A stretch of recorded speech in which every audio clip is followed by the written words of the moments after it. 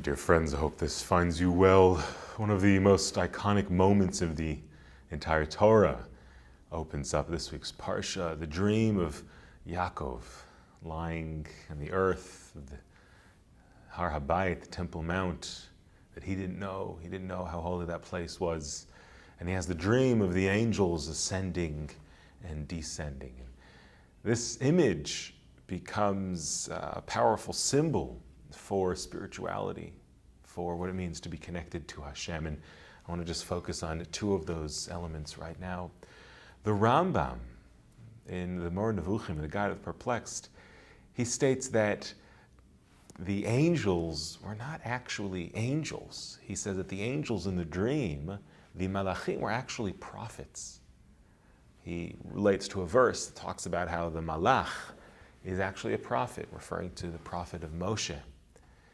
And Yaakov was receiving a vision of a prophet who was ascending up to the heavens to receive a message, to receive something that he was supposed to communicate. He or she was supposed to communicate to humanity. But then, of course, they descended back down. Because the idea of spirituality, of spiritual connection, is to ascend, to seek out greater connection, to seek out, higher parts of ourself, transcendent moments, but of course without bringing it down into this world, without letting it translate into reality. It is worthless. It's not really what it's all about. And so Yaakov receives this vision of the prophets ascending and bringing that message down, because spirituality is not about that selfish connection to Hashem, to God. Spirituality is about sharing with others and inspiring others. That's the first message. And the second message is this idea of ascending and descending and descending and ascending. Life is a series of ups and downs, rises and falls. And there's an idea within Chassidut, within the Hasidic teachings, of this Yirida l'tzorach aliyah, to descend for the sake of an ascent.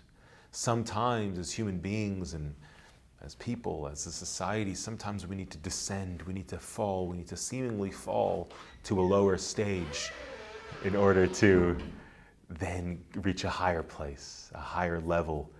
And this is, I think, a powerful message for all of us in the world today. And maybe some of us we've experienced the ups and downs and we've fallen.